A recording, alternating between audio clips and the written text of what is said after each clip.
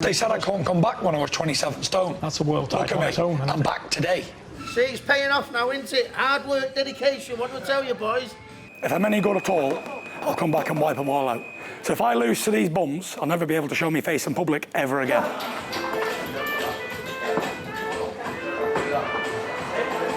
yeah. Now we're talking. If I can't annihilate this division, this weak, poor division, with no boxers in it at all, then I must be useless myself. I was speaking to Roy Jones recently, and he said, if you can't come back and wipe the floor of all these bums, he said, you must be a bum yourself. He said, you're never going to be a great like me if you can't beat all of these back to back. And I said, right, it's a deal, it's on. I'm going to wipe the floor of them. He said, yeah, but it don't count if you don't hit AJ with 6 left hooks in a row first. So there we are, that's my challenge. Wipe them all out. Boom! Oh, snapped it. There's power for you. There's power! We've not got another dildo you can use. A whole pack of doses and a pack of bums. AJ can't box. He's a big old wood on top like this here, looking for a big right hand and a left hook. He couldn't even do nothing with Joseph Parker, and he's a very, very, very poor man's Tyson Fury. No disrespect, Joseph. But Deontay Wilder, what's he going to do? Follow me around the ring like this all day? Oh, he's going that way. No, he's going this way, looking for one punch. And if he can't land it, he's totally me. If I'm any good at all, I'll come back and wipe them all out. And if I'm completely rubbish, useless, I'll lose, won't I? So if I lose to these bums, I'll never be able to show my face in public ever again. I'll never be able to call myself the Gypsy King anymore for losing to a weightlifter and a football player. It's not happening, is it? Please. There's never been anybody like me before, ever. There's been Mayweather's, there's been Pacquiao's, there's been everybody else, there's never been one like me before, ever. 6'9", switch hitting, counter punching, banger. Who can't be touched, can't move, can't be rocked, can't be stopped. Just watch this round. Never seen that before from heavyweight. Never seen that.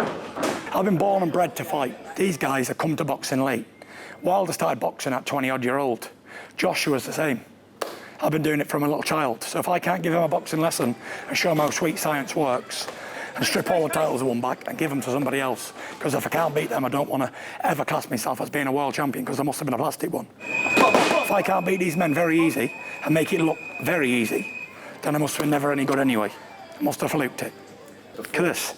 How are you going to let a fat man beat you? Come on. Better not lose. No pressure now, boys, no pressure. I'm like a chameleon. I can adapt to any situation. Camouflage, any colour, any environment. I come out a legend and a king. Put me in the jungle, I'll be a ruler. Put me in space, I'd own the place. Put me anywhere in the world and it's going off. Because I am the Gypsy King. I am Tyson Fury. Remember the name. Peace out. Yes. I decided I want to be a boxer at the age of 5 years old. At the age of 6, I decided I want to be the undisputed heavyweight champion of the world. And I never had my first fight until I was nearly 17. Got off to a flying start. I won in the 3rd round stoppage. I don't know, it was the biggest thing in the world to us because he was so big for 16. You know, he was something like 6'6" or something, 17 stone, and you just think, you know what, so much big's going to unfold here. And there was like 300 of us there, and we were just all waiting in anticipation. You know, when it finally unfolded, it was just like watching a world title fight. That was our world title fight then. We enjoyed every second of it. I said I'd be the undisputed heavyweight champion of the world in 2015. When I was 16, I wrote that, and wallop, it come true. And he said he was going to win all the belts up to that, and he did. Didn't he? Won everything. British, Commonwealth, He won European, everything as a Irish, professional. everything. The only thing he didn't do was an amateur, really. The only thing I didn't do, what I said I would do, was Olympic gold medal. And I would have done if I was given the opportunity, but I wasn't. Because I used to think, you know what, how many people can say the son's going to win the heavyweight championship of the world? But he knew, and I knew when he started to get going, that what he was saying was absolutely correct, and I was wrong. And I'm glad I've had to eat my words. It reminds me now and again, though, like every hour.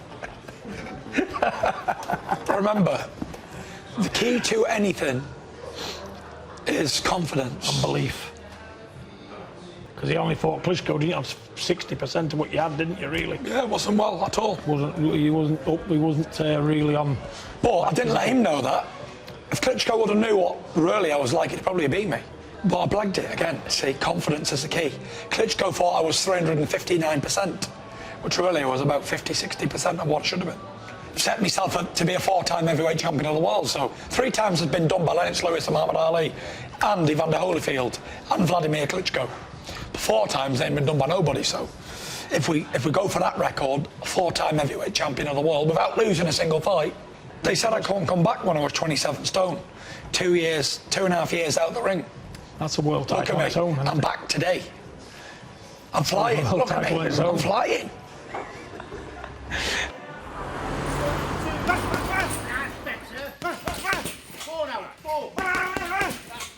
The minute I walked through the door, you know, I fell in love with the place. Obviously, being a Hatton fan growing up, I was starstruck, and you know, I still have to pinch myself that I'm surrounded by such great people. You make it easy for them. You can pick the 1s and 2s off. Good, you know, every day I'm learning something new with him in the gym. Tough, very tough, because I've said before in many interviews, he's a perfectionist.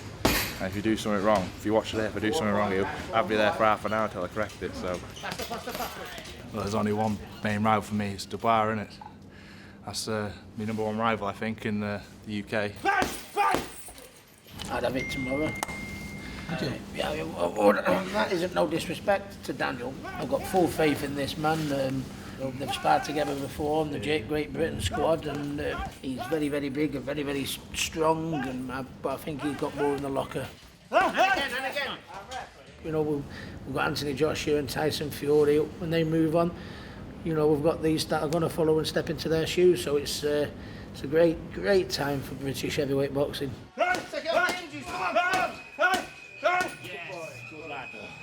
What a 6-pack. Well, had a good day today. See, it's paying off now, isn't it? Hard work, dedication. What do I tell you, boys? That's what it's all about.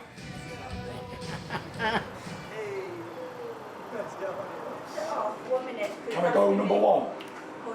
Because I am the #1. See what it is? I do the sunbeds so I can get tanned. And you know how it is. You need to be tanned for the big fights, don't you? So I can look extra epic. I wear these so I can look cool. I'm going to be doing a sunbed raving here. I'm going to be raving. Come on then, go in here, get stripped off. Come on, you can get in the interview. There was 3 old boys went on a sunbed. They got nice and brown. Should I strip off for the camera? I am going on.